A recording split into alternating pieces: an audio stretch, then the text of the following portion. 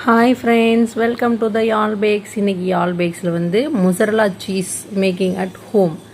அதுக்காக நான் 1 லிட்டர் பால் எடுத்துக்கிறேன். அதை வந்து நல்ல ஒரு அகலமான பாத்திரத்தில் ஊற்றி அதில் லைட்டாக சூடு மட்டும் வரணும், அவ்வளோதான். ரொம்ப சூடாக இருக்கக்கூடாது. சுடுது அப்படிங்கிற அந்த சென்ஸ் இருந்தால் போதும். இதுக்கு வந்து நான் கொஞ்சம் கொஞ்சமாக ஆட் பண்ணிட்டேன். 1 டம்ளர், நம்ம டீ குடிக்கக்கூடிய டம்ளரில் 1 டம்ளர் வந்து வினிகர் ஆட் பண்ணிக்கோங்க. நான் ப்ளைன் வினிகர் தான் ஆட் பண்ணியிருக்கேன். அப்படி ஒரு லிட்டர் பாலுக்கு 1 டம்ளர் வினிகர் வந்து கரெக்டாக இருக்குது, பத்தில். அதனால் நான் மறுபடியும் கொஞ்சம் ஆட் பண்ணி தான் பார்த்தேன். அதாவது இந்த மாதிரி லைட்டாக மட்டும்தான் தெரிஞ்சு வரக்கூடாது. நம்ம ஊற்றுனதுக்கப்புறம் எப்படி சொல்கிறது, அந்த சாலிடாக இருக்கக்கூடிய அந்த பார்ட் தனியாக வந்துடும், லிக்விடாக இருக்கக்கூடிய அந்த தண்ணி தனியாக வந்துடும். அது வந்து நல்லா கிளியராகவே இருக்கும் அந்த தண்ணி. இப்போ வந்து மில்கி கன்சிஸ்டன்சியில் இருக்குது, அந்த மாதிரி இருக்கக்கூடாது. அப்புறம் திரிஞ்சு வர்றது இந்த மாதிரிலாம், அது அப்படியே ஃபுல்லாக இந்த டைம் இந்த மாதிரி வரணும். ஃபுல்லாக அந்த சாலிடாக இருக்கிறது அப்படியே ஃபுல்லாக தனியாக வரணும். இந்த வேவ் வாட்டர் தனியாக வரணும். இந்த வேவ் வாட்டர் யூஸ் பண்ணி நீங்கள் சப்பாத்தி, சாதம் அந்த மாதிரி கூட எதாவது வடிக்க யூஸ் பண்ணிக்கலாம். நான் சாதம் கூட வச்சுருக்கேன், நல்லா தான் இருந்துச்சு. ஆனால் என்ன, அந்த வினிகரோட புளிப்புத்தன்மை வந்து இருக்கும்.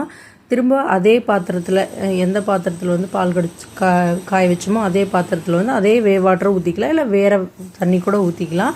நான் அதே வாட்டர் எடுத்துக்கிறேன். அதில் வந்து உப்பு ஆட் பண்ணிக்கணும். நான் உப்பு ஆட் பண்ணாமல் நிறைய டைம் செஞ்சு சீஸில் டேஸ்ட்டே இல்லை அப்படின்னு சொல்லிட்டு தெரியல அது என்ன மிஸ்டேக்னே. அதுக்கப்புறம் நான் சால்ட் போட்டதுக்கப்புறம் நல்லா இருந்தது. இந்த சீஸ் யூஸ் பண்ணி தான் நான் இது வரைக்கும் சாண்ட்விச், பீஸா இதெல்லாமே வந்து நான் ட்ரை பண்ணியிருக்கேன். இப்போ நான் 1 கிலோ சீஸ் தான் ஃபுல்லாக தான் கிடைக்கிது. நான் இங்கே எனக்கு லோக்கலில் எங்கேயுமே சீஸ் கிடைக்கிறதில்ல. அப்படியே இங்கே கிடைக்கிது அப்படின்னாலும் 1 கிலோ 900 ஆகுது. அவ்வளோ விலை கொடுத்து அவ்வளோ நிறையா சீஸ் வாங்கி நம்ம அடிக்கடி எந்த ஒரு ஃபுட்டுமே ட்ரை பண்ண போகிறது கிடையாது. அதனால் இப்படி கொஞ்சமாக நம்ம ப்ரிப்பேர் பண்ணிட்டோம்னா நம்ம நிறையா வீட்டில் நாமளே ரெசிபி செய்கிறதுக்கு யூஸ் ஆகும். இந்த மாதிரி நல்லா அந்த தண்ணியிலேயே போட்டு எடுக்கணும். இப்போ அப்படியே நம்ம கரண்டியில் எடுக்கும்போது அது அப்படியே ஸ்ட்ரெச் ஆகும்.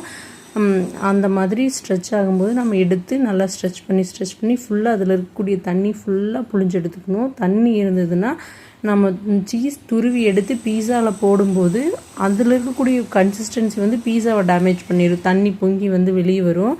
அந்த மாதிரி நான் ஒரு டைம் மிஸ்டேக் பண்ணியிருக்கேன். அதனால் இதில் இருக்கக்கூடிய தண்ணியை எவ்வளோ நல்லா புளிய முடியுமோ புளிஞ்சுக்குங்க. தண்ணி நல்லா புளியும் போது நம்ம அந்த சீஸ் துருவி எடுக்கும்போது நீட்டாக இருக்கும். அதுக்கப்புறம் இதை நல்லா புழிஞ்சு எடுத்ததுக்கப்புறம் நம்ம சில்லுன்னு ஒரு வாட்டரில் போட்டுட்டு அதுக்கப்புறம் ஒரு கிளாஸ் கண்டெய்னரில் நாம் சேஞ்ச் பண்ணி அதை ஸ்டோர் பண்ணிக்கலாம். தேங்க்யூ, பாய்.